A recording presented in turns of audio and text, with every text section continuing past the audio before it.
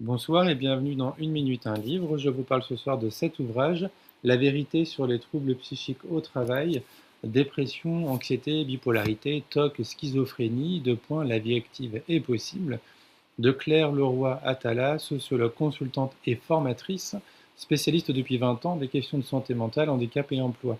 Alors un ouvrage aux éditions Payot 2024 que je remercie pour l'envoi. Donc en fait, un livre intéressant, pédagogique, documenté et empirique. Et un des points forts de l'ouvrage, eh bien, c'est de proposer une lecture du sujet de manière vraiment accessible et sans jargon.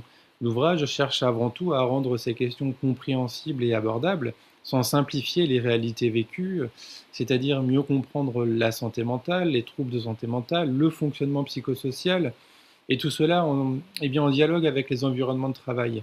Alors, en introduction, on peut lire que 80% des salariés considèrent que c'est bien une question de santé publique et souhaitent que leur entreprise s'en soucie davantage et propose des initiatives.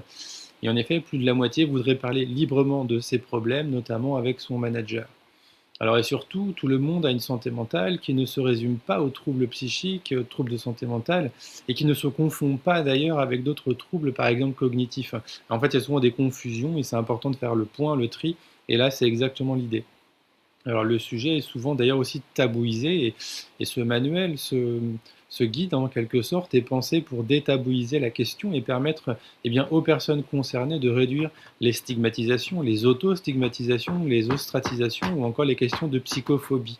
Alors d'un côté, on a les personnes concernées qui en viennent parfois même à culpabiliser de vivre avec eh bien, un trouble de santé mentale et donc qui se heurtent parfois dans les environnements de travail à l'incompréhension et donc c'est parfois l'impasse. De l'autre, on a des employeurs ou des managers en inconfort, déstabilisés, qui ignorent comment aborder la question et s'il faut l'aborder d'ailleurs. Et dans ce cas, comment quelles questions poser, quel accompagnement, comment agir, réagir et quelles ressources, à quel moment d'ailleurs aborder le sujet, pourquoi, comment et avec quelles limites. Et d'ailleurs, ces questions, que ce soit du côté des personnes concernées ou du côté des employeurs managers, c'est à quel moment peut-être évoquer eh bien, la situation.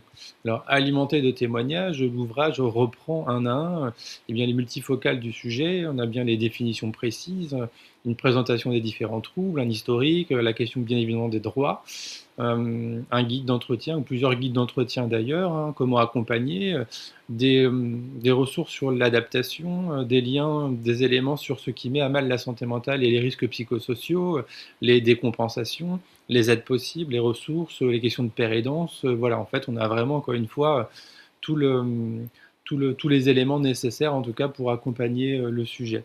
Alors ces éléments eh bien, sont accompagnés avec une analyse des problématiques liées à l'organisation du travail, avec notamment l'appui de travaux comme ceux de Golac, Dejour, ou encore Yves Clos, Dominique Lhuillier, dans le cadre d'une approche systémique d'intensification du travail ou encore d'affaiblissement des collectifs professionnels. Alors on y trouve encore dans cet ouvrage, encore une fois, des conseils, non des injonctions, des analyses et non simplement des constats. On a bien des pistes d'action pour agir, mieux réagir dans son environnement professionnel, que ce soit sur les questions de sensibilisation, de formation, de communication, ou encore les fresques. Et donc on a une approche ici optimiste pour penser un sujet, donc encore une fois, qui n'est pas tabou, et donc pour penser un environnement plus inclusif. Et pour rappel, 60% de notre état de santé est lié à notre environnement et à des facteurs culturels, socio-économiques qui ne dépendent pas de nous. C'est important de le rappeler et c'est bien ce qui est précisé dans l'ouvrage. Pour terminer, je termine avec ces mots, la santé mentale n'est donc pas un problème, elle n'est pas une honte et elle n'est pas une faiblesse individuelle. Voilà, je vous invite en tout cas à découvrir cet ouvrage. Voilà, je pense le présenter prochainement lors d'une formation. Bonne lecture, bonne découverte et à bientôt.